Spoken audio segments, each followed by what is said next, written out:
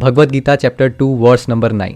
ये वो वर्स है जहाँ पे अर्जुन भगवान कृष्ण को कहता है कि बस मैं युद्ध नहीं कर सकता। लेकिन इसी बात को जब संजय धृतराष्ट्र को बताता है तो वो यहाँ पे अर्जुन का नाम यूज करता है गुडाकेश, और भगवान कृष्ण के लिए जो नाम यूज करते हैं वो है ऋषिकेश। लेकिन ऐसा क्या हो गया कि यहाँ पे उनको अर्जुन की जगह गुडाकेश यूज करना पड़ा और भगवान कृष्ण की जगह ऋषिकेश यूज करना पड़ा? और क्या है भगवान कृष्ण का मैसेज आप सबके लिए नए साल पर, जानेंगे इस वीडियो में।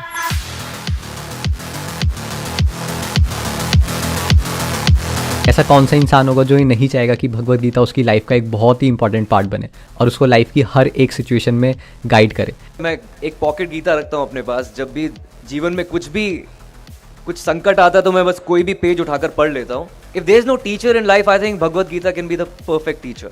लेकिन प्रॉब्लम कहाँ आती है? प्रॉब्लम यहाँ आती है जब इंसान भगवद गीता के साथ कनेक्ट नहीं कर पाता। उसको एक डाउट रहता है कि अर्जुन के सामने तो भगवान कृष्ण खुद थे और भगवान ने अर्जुन के लिए भगवद गीता बोली थी, इसलिए वो अपने अज्ञान से बाहर निकल आया।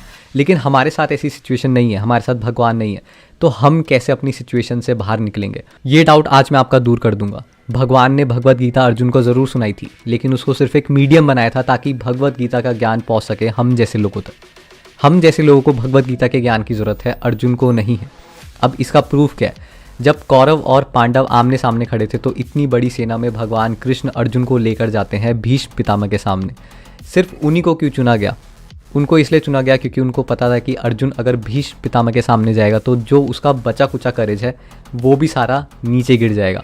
दूसरा रीज़न जो मैंने आपको बताया कि जब संजय धृतराष्ट्र को बताते हैं कि अर्जुन अब लड़ने के लिए तैयार नहीं है, वो क्विट करना चाहता है, तो वहाँ पे वो अर्जुन को डिनोट करते हैं गुडाकेश नाम से और भगवान कृष्ण को डिनोट करते हैं ऋषिकेश नाम से। इसका रीज़न ये है कि संजय धृतराष्ट्र को बताना चाहते हैं कि अर्जुन ने हार ज़रूर मान ली है, लेकिन वो गुडाकेश है। Gudakesh means the conqueror of sleep, जिसने निद्रा पे विजय हासिल कर ली है। अब गुडाकेश कब यूज़ किया जाता है? गुडाकेश यहाँ पे यूज़ किया गया है निद्रा को एज अ इग्नोरेंस बताने के लिए, अज्ञान बताने के लिए। निद्रा एक प्रतीक है अज्ञान का, तो वो ये बताना चाहते हैं कि अर्जुन अज्ञानी व्यक्ति नहीं है, उसको अज्ञान में डाला गया है। अब ये कैसे पता चलता है? क्योंकि यहीं पे कृष्ण भगवान को इन्होंने डिनोट किया है ऋषिकेश नाम से। ऋषिकेश मतलब होता है द कंट्रोलर ऑफ सेंसेस, जो सेंसेस को कंट्रोल करता है, जो इंद्रियों को कंट्रोल करता है। इसका मतलब वो क्लियरली बताना चाहते हैं कि यहाँ पे जो कंट्रोलर ऑफ सेंसेस है दैट इज श्री कृष्ण, उन्होंने अर्जुन को जानबूझ के अज्ञान में डाला है। बट अर्जुन एक अज्ञानी व्यक्ति नहीं है, इसलिए आप इस बात पे बिल्कुल भी डाउट ना करें कि भगवान कृष्ण ने भगवद गीता आपके लिए सुनाई है कि नहीं।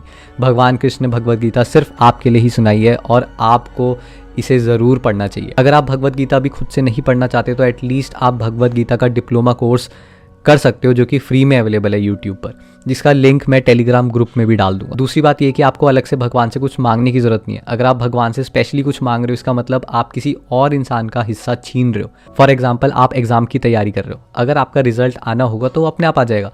लेकिन अगर आप भगवान से मांगते हो कि नहीं, आउट ऑफ दी ट्रैक जाके आप मेरा रिजल्ट निकालो, इसका मतलब ये है कि अगर भगवान उस एक्ट को परफॉर्म करते भी है तो भगवान को किसी और का हिस्सा छीन के आपको देना पड़ेगा। अगर आपको अपने दिल में कंटेंटमेंट चाहिए तो आपको संतुष्ट रहना सीखना पड़ेगा। बहुत बार आपने ट्रेन बसेस में पर्चे देखे होंगे कि अगर आपको अपनी सौतन से बदला लेना है, अगर आपको ये करना है वो करना है तो इस बाबा से कांटेक्ट करिए।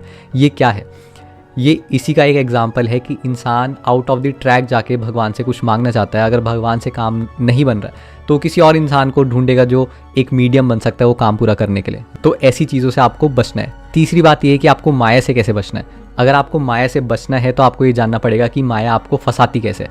जब भी इंसान किसी क्यूरियोसिटी के साथ किसी चीज़ को टेस्ट करने की कोशिश करता है या फिर ओनरशिप के भाव से उस चीज़ को देखता है तो माया में फंस जाता है। जैसे कि अगर कोई इंसान जॉब करता है और वो इस प्राइड में हो कि हाँ ये पोजीशन मेरी है, तो ऑफ कोर्स ही बात है कि माया ने उसको पकड़ लिया। धीरे धीरे करके उस जॉब की जो प्राइड है वो उसके अंदर आएगी, अहंकार आएगा और वो इंसान डूब जाएगा। बिल्कुल जैसे कोई स्कूल या कॉलेज का बच्चा जब अपने दोस्तों को सिगरेट पीते हुए देखता है तो जो पहला थॉट आता है उसके दिमाग में वो सिर्फ ये होता है कि चलो मैं भी एक बार टेस्ट करके देखता हूँ।